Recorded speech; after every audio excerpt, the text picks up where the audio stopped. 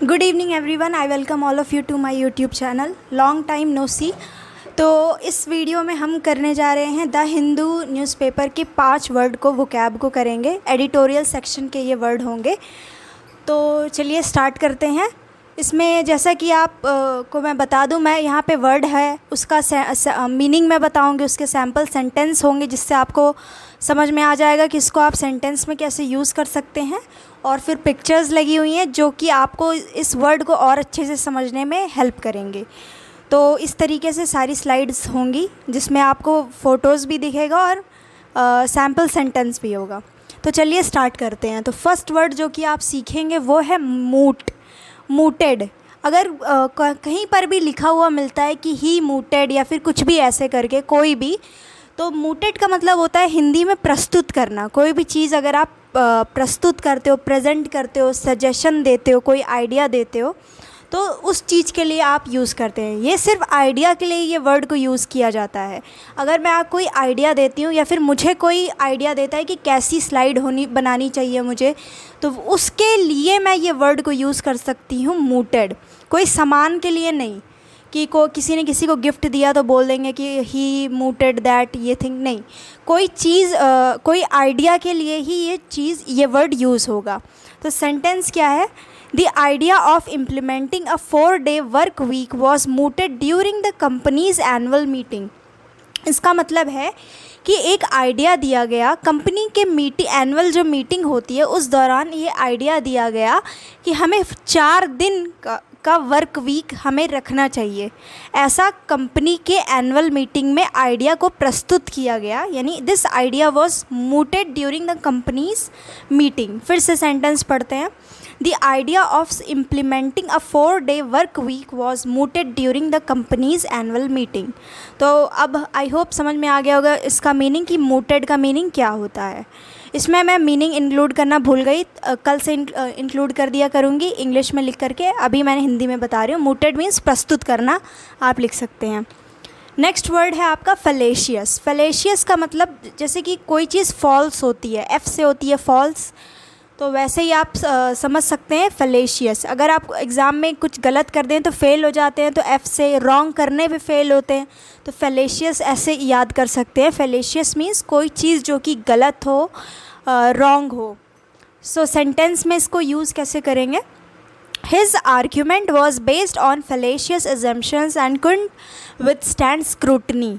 उसके जो आर्ग्यूमेंट थे वो बेस्ड थे किस चीज़ों पे? झूठे एजम्पशंस पे, यानी मतलब बनावटी बातों पर, झूठी बातों पर वो जो भी आर्ग्यूमेंट कर रहा था वो उस पर डिपेंड कर रहा था, और इसलिए वो स्क्रूटनी को विदस्टैंड नहीं कर पाया। यानी कि अगर मैं झूठ बोलूँ और उस बात की मतलब कि मैं कोई आर्गुमेंट लड़ाई करूं किसी झूठे बेसिस पे कि ऐसा हुआ था इसलिए मैं ये की, और उसके बाद उसकी स्क्रूटनी की जाए यानी उसकी जांच पड़ताल की जाए, तो क्या करूँगी मैं? विद स्टैंड नहीं कर पाऊँगी, यानी कि मजबूती से मतलब टिक नहीं पाऊँगी अपनी बात पर, क्योंकि सच्चाई सामने आ जाएगी। तो विद स्टैंड स्क्रूटनी का मीनिंग यही होता है। स्क्रूटनी मीन्स जांच पड़ताल, और विद स्टैंड करना यानी झेल लेना उस चीज़ को। So his argument was based on fallacious assumptions, यानी कि हिज किसी लड़के के लिए यूज़ हो रहा है, जैसा कि हम जानते हैं his is use for boy और हर यूज़ होता है फीमेल के लिए। तो हिज आर्ग्यूमेंट, उसके जो आर्ग्यूमेंट थे वो बेस्ड थे रॉन्ग एजम्पशंस पे, यानी कि फैलेशियस एजम्पशंस पे, इसलिए वो विद स्टैंड नहीं कर पाए स्क्रूटनी से। So this was your second word fallacious. इसको यूज़ करेंगे अब आप नॉर्मल सेंटेंसेस में या कहीं दिखेगा तो समझ में आएगा। रॉन्ग की जगह पे फैलेशियस बोल सकते हैं, और प्रस्तुत करना, I want to provide suggestion, या फिर इसके जगह पे ये वर्ड को यूज़ कर सकते हैं। नेक्स्ट थर्ड है अलीबी। ये PYQ में भी है, CDS का ये वर्ड आया था।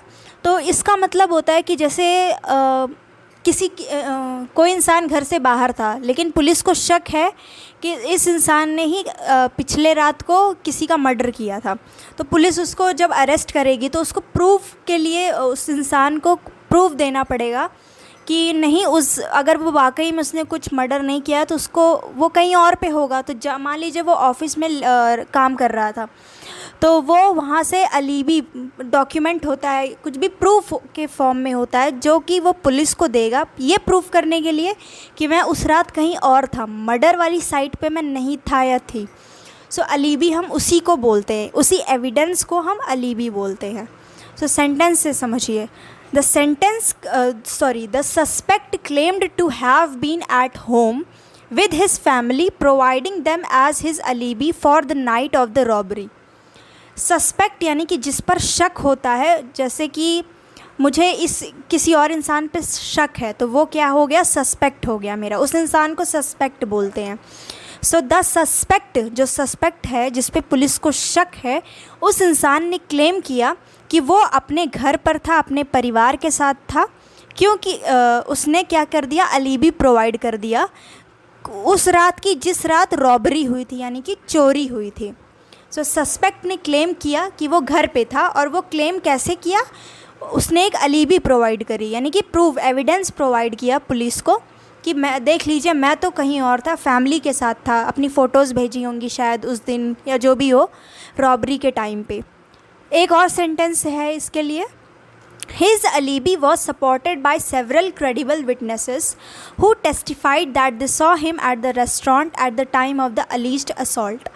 बोला जा रहा है कि his alibi, उसका जो एविडेंस था, ऐसे पढ़ सकते हैं, his alibi was, उसकी जो एविडेंस था उसको कई भरोसेमंद विटनेस, क्रेडिबल मीन्स भरोसेमंद, विटनेस यानी जो जिन्होंने देखा ये चीज़ को, विटनेस किया, वो कई उसकी जो एविडेंस था उसको सपोर्ट किया बहुत सारे क्रेडिबल भरोसेमंद विटनेस ने, जिन्होंने ये टेस्टिफाई किया, यानी कि ऐसा बयान दिया। टेस्टिफाई को हिंदी में मैं भूल रही हूँ, टेस्टिफाई का मतलब गवाही टाइप का, गवाही दी, प्रूफ दिया कि हाँ हमने भी इस इंसान को देखा था जब ये क्राइम हुआ था, तो ये वहाँ पे नहीं था, ये कहीं और था। So this was your third word, जिसका मतलब होता है अलीबी। फिर ये है स्नब। स्नब का मतलब होता है रूड, इंसल्ट करना किसी की, या फिर किसी इंसान से रूड बिहेव करना, तो उसके लिए वर्ड होता है स्नब। या फिर कोई बहुत घमंडी है या गलत तरह से बात करता है तो उसके लिए भी हम इस वर्ड को यूज़ करते हैं। सो इसका सेंटेंस है, she felt hurt and embarrassed when her invitation to the party was met with a deliberate snub. उसने फ़ील किया, कैसा, हर्ट फील की और वो एम्बेरस्ड फील की जब उसने इनवाइट किया होगा किसी को और उस इंसान ने रूडली मना कर दिया आने से। ठीक है, तो इस तरीके से ये स्नब वर्ड को यूज़ किया गया है। फिर है आपका लास्ट वर्ड, जैसे कि 5 वर्ड इंक्लूड है क्योंकि इसमें से अच्छे वर्ड भी हैं, जैसे कि स्नब, अलीबी और फेलेशियस, तो 5 याद करना ठीक रहेगा। तो ये लास्ट वर्ड है क्रॉनियज्म। क्रॉनियज्म का मतलब होता है कि आप मतलब कि अपनी अथॉरिटी, कोई अगर बहुत ही बड़े पद पे है, बड़ी पोस्ट पर है, तो वो उस पावर को यूज़ करके उस अपने जो भी उसकी कुर्सी की जो ताकत है, यानी कि नौकरी के दम पे, अपने पावर के दम पे, अथॉरिटी के दम पे, वो अपने सहपाठी मतलब कि अपने दोस्तों की जॉब लगवा दे, तो इस चीज़ को बोलते हैं क्रॉनियज्म। सो सेंटेंस है, accusations of cronyism in the government led to calls for greater transparency and accountability. बोला जा रहा है कि सरकार में ये आरोप लगाया जा रहा है सरकार के ऊपर, मतलब कि जो सरकार के ऊपर जो एक्यूजेशन लगा हुआ है क्रॉनियज्म का, यानी कि जो सरकारी पद पे जो लोग होते हैं वो अपने जानबूझ के, अपने सिर्फ जान पहचान वालों की सेटिंग से जो जुगाड़ से नौकरी लगाते हैं, तो ये कौन, किसके ऊपर ब्लेम है, गवर्नमेंट के ऊपर। तो ये जो ब्लेम लगा है इसके वजह से लोग क्या कर रहे हैं, call for, you call for, ये एक फ्रेजल वर्ब है। कॉल फॉर मीन्स डिमांड करना। तो अब जनता क्या है, वो डिमांड कर रही है और ज़्यादा ट्रांसपेरेंसी की और ज़िम्मेदारी की, यानी सरकार से और ज़्यादा ज़िम्मेदारी के लिए बोल रही है कि आप अपनी ज़िम्मेदारी दिखाएं, ये सब हरकतें ना करें, ट्रांसपेरेंसी रखें, यानी कि कौन सेलेक्ट हो रहा है, कौन नहीं हो रहा है, कोई अगर सेलेक्ट हुआ तो क्यों हुआ, कैसे हुआ, हर चीज़ की खबर होनी चाहिए जनता को। तो ये था वर्ड आपका क्रॉनियज्म। फिर से एंड करने से पहले इस क्लास को फिर से रिवाइज़ करते हैं। मूटेड का मतलब किसी चीज़ को प्रस्तुत करना, कोई आइडिया को सजेस्ट करना। नेक्स्ट वर्ड है फेलेशियस। कोई चीज़ अगर गलत है, फॉल्स है, तो उसको आप बोल सकते हैं फेलेशियस।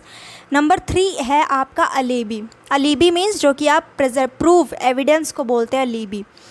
फिर है आपका फोर्थ वर्ड स्नब। स्नब का मतलब रूड व्यवहार करना।